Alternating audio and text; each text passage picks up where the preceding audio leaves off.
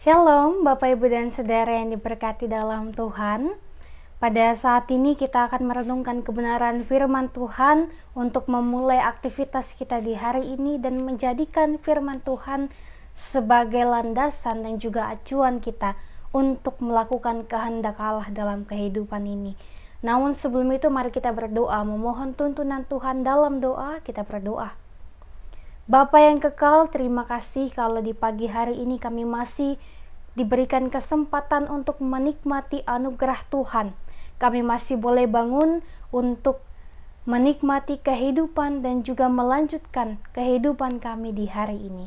Dan kami memohon kiranya Tuhan senantiasa menyertai kami, bahkan ketika kami akan merenungkan firman-Mu ini, kami dapat menjadikannya sebagai dasar kami untuk melakukan apa yang terbaik di hari ini. Maka berfirmanlah ya Bapa, karena kami semua telah siap sedia untuk merenungkan kebenaran firman-Mu. Demi Kristus Yesus, firman yang hidup, kami berdoa. Amin. Bapak Ibu Saudara, pembacaan Alkitab kita di pagi hari ini yaitu dari Injil Matius pasal 15 ayat yang ke-29 sampai dengan ayatnya yang ke-31. Injil Matius pasal 15 ayat 29 sampai dengan ayat yang ke-31.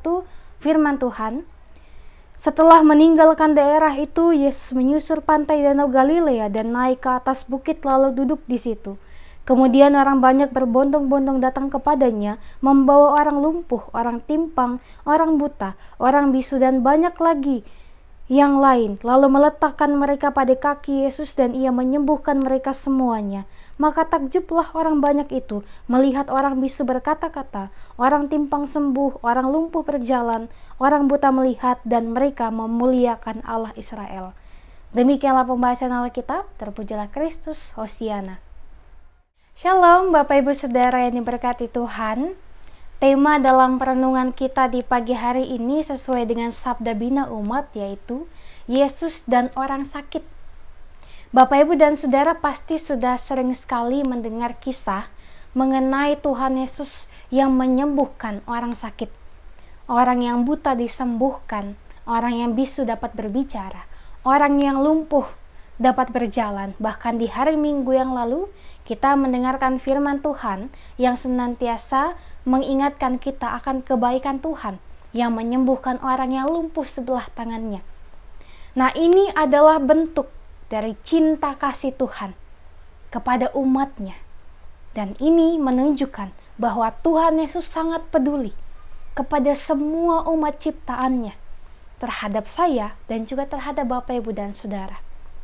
Melalui kisah-kisah ini kita mau diingatkan bahwa betapa luar biasanya Tuhan kita yang tak pernah mau melihat kita menderita, karena Allah senantiasa mau memberikan yang terbaik bagi kita sekalian.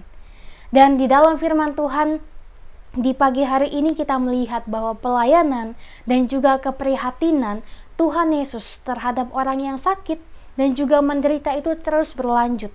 Dan dalam perikop ini pun ataupun perikop sebelumnya, Tuhan Yesus memberikan perhatian kepada perempuan-perempuan Kanaan yang anaknya kerasukan setan dan karyanya meluas menjangkau orang-orang lainnya, menjangkau banyak sekali orang, hingga kepada orang lumpuh, orang timpang, buta, dan juga berbagai macam penyakit-penyakit lainnya. Dan di sana pun kita melihat bahwa Tuhan Yesus mengatakan, "Aku diutus hanya kepada domba-domba yang hilang dari umat Israel." Tetapi ternyata kasih dan perhatian Tuhan menyentuh juga kepada perempuan Kanaan yang bukan orang Israel.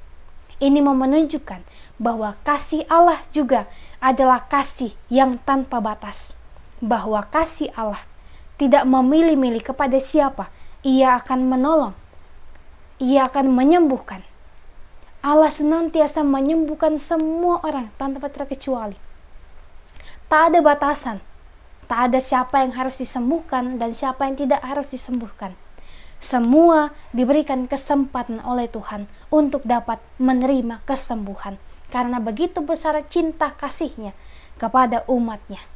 Nah, Bapak Ibu dan Saudara yang dikasih Tuhan, nampaknya dalam teks ini perhatian Tuhan Yesus mulai menjangkau orang-orang menderita bukan dari umat Israel saja, tetapi kepada semua orang, sehingga pada saat mereka disembuhkan, mereka kemudian memuliakan Allah Israel. Ruang gerak kasih sayang Tuhan Yesus terhadap orang susah ternyata menembus batas-batas suku, keyakinan, bangsa, dan lain-lain sebagainya. Kasih sayang Tuhan Yesus tidak kenal kepercayaan, tidak membedakan mana yang benar, mana yang salah, tidak membedakan mana yang Israel, mana yang bukan Israel. Semua dijamah oleh Tuhan, karena begitu besar cinta kasih-Nya. Dan tugas gereja yang adalah diri kita itu sendiri, dan juga orang yang percaya kepada Tuhan, ialah melanjutkan apa yang sudah dilakukan oleh Tuhan Yesus. Sebagaimana Tuhan yang sangat peduli kepada kelompok yang termarginalkan, yang terlupakan, demikian jugalah gereja kita harus melakukan hal yang sama, yaitu melayani kaum yang termarginalkan, kaum yang terlupakan, kaum yang tertindas, dan semuanya tanpa terkecuali. Kalau pelayanan Tuhan Yesus dapat menembus batas Israel dan menjangkau suku bangsa dan juga keyakinan lain, maka itu juga yang harus dilakukan oleh umat yang percaya kepada Kristus. Gereja dan diri kita ditantang untuk tidak melokalisasi kasih Allah yang agung itu hanya pada satu tempat saja, hanya pada satu gedung saja, hanya pada orang-orang tertentu saja. Tuhan tidak menginginkan bahwa kita hanya mengasihi orang di jemaat Bukit Harapan saja. Tuhan tidak menginginkan kita hanya mengasihi keluarga kita saja. Tuhan tidak menginginkan kita hanya mengasihi orang-orang terdekat kita saja yang kita kenal. Tuhan tidak menginginkan itu semua. Yang Tuhan inginkan adalah kita mengasihi tanpa melihat batas-batas, tanpa melihat perbedaan yang ada. Tanpa mengenal orang itu kita kenal, maka kita tolong. Orang itu sepemikiran dengan kita, maka kita tolong. Tidak seperti itu Bapak, Ibu, dan Saudara. Tuhan menginginkan kita dapat menjangkau semua orang untuk membagikan kasih yang telah Allah berikan bagi diri kita, agar semua orang juga melihat bahwa inilah kasih Allah yang sebenarnya, yaitu kasih yang senantiasa merangkul tanpa melihat batas-batasan, tanpa melihat perbedaan. Kasih Allah adalah kasih yang menyeluruh kepada semua orang, sebab kita manusia, umat kepunyaan Allah, adalah sama berharganya di mata Tuhan. Tak ada yang lebih berharga, tetapi semuanya sama rata berharga di mata Tuhan.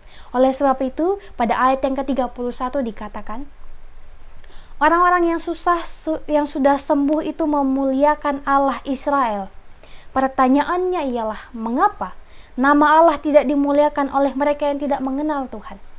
Jawabannya adalah sudah jelas, yaitu bagaimana mereka dapat memuliakan Tuhan, memuliakan Allah Israel, apabila mereka tidak pernah merasakan kehadiran Allah itu, dan juga tidak pernah merasakan sentuhan tangan Tuhan Yesus yang peduli dengan orang-orang yang susah dan juga menderita. Dan itulah tugas kita yang harus kita jalankan dan juga harus kita sebarkan, sehingga nama Allah dapat dipermuliakan, nama Allah dapat dikenal melalui kebaikan yang kita berikan kepada semua orang. Sebab perkataan, perbuatan kita harus senantiasa mengutamakan kasih Kristus yang dapat kita bagikan kepada sesama kita. Dan kiranya di hari ini kita dapat melakukan kebaikan kepada semua orang tanpa terkecuali, membagikan senyuman kepada semua orang. Walaupun tidak kita kenal, tetapi mari kita senantiasa belajar untuk menyapa satu sama lainnya, membagikan kasih kita melalui perbuatan dan juga perkataan kita yang senantiasa membawa dampak positif bagi sekitar kita. Kiranya firman Tuhan ini memberikan kita semangat untuk membuat kebaikan lagi, lebih banyak lagi. Tuhan memberkati kita sekalian. Amin. Bapak, Ibu, Saudara, mari berdoa. Bapak, terima kasih kalau di pagi hari ini kami boleh bangun. Kami boleh menikmati peristirahatan kami semalam. Kami boleh kembali merasakan kebaikan Tuhan melalui penyertaan yang begitu luar biasa ini, Tuhan. Terima kasih, terima kasih. Kami boleh menikmati kebaikan itu.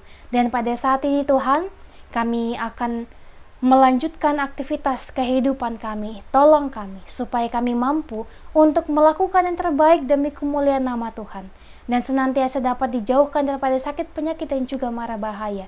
Kami dapat senantiasa bekerja dengan penuh kesabaran, dengan penuh hikmat, dan juga dapat melanjutkan pendidikan kami dengan penuh kuasa daripada Tuhan. Dan juga kami menyerahkan kehidupan kami di dalam setiap hal yang kami upayakan, dalam kehidupan pribadi, bahkan berkeluarga kami. Kami serahkan semuanya ke dalam tangan pengasihan-Mu Tuhan. Dalam setiap apa yang kami usahakan, apa yang kami kerjakan, bahkan di setiap upaya kami untuk mencari pekerjaan, Tuhan pun tolong melindungi kami sekalian, memberikan kami yang terbaik bagi masa depan kami. Kami serahkan semuanya ke dalam tangan pengasihan-Mu ya Bapa. Ini permohonan kami, ini mohon hati kami. Demi Kristus Yesus, Tuhan dan Juru Selamat, kami berdoa. Amin. Bapak, Ibu, dan Saudara, demikianlah renungan kita di pagi hari ini. Selamat beraktivitas, tetap jaga kesehatan. Sampai jumpa di renungan selanjutnya.